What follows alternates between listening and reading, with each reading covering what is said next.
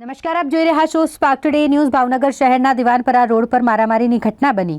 ફર્નિચરની દુકાનમાં કેટલાક શખ્સોએ મારામારી અને તોડફોડ કરી। ફર્નિચર લેવા આવેલા ગ્રાહકે વેપારી સાથે માથાકૂટ કરી અને ત્યારબાદ તોડફોડ કરી। હાડસમા દિવાનપરા વિસ્તારમાં વેપારી સાથે માથાકૂટ સર્જાતા લોકોના ટોળા ઉમટી પડ્યા હતા। જો કે એક વ્યક્તિને આ દરમિયાન ઈજા પણ પહોંચી, જેને 108 મારફતે હોસ્પિટલ ખસેડવામાં આવ્યો। ઘટના અંગે પોલીસને જાણ થતાં પોલીસે વધુ કાર્યવાહી હાથ ધરી છે।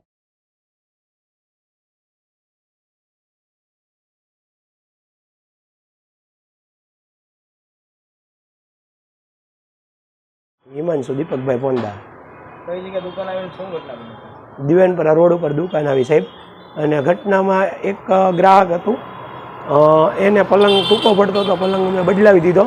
ગાડીનું ટ્રાન્સપોર્ટમાં મારી પાસે રસીદ છે। એક દિવસ મોડી આવીને તો એ ભાઈ આવીને અભદ્ર ગાળો આપી અને મારા ભાઈને માર્યો। અત્યારે મારો ભાઈ હોસ્પિટલમાં એડમિટ થયેલો જ સાહેબ। કઈ નુકસાની કઈ જાણવાનું? 8,000નો કબાટ। કોણ હતું માલદાર? કેટલા જણા હતા? મયુરસિંહ જાડેજા કરીને હતા। એ લોકો સાહેબ 6 જણા હતા, મારવામાં 2 જણા જ હતા। બાકીના વ્યક્તિઓએ પકડી રાખ્યા હતા મારા ભાઈને।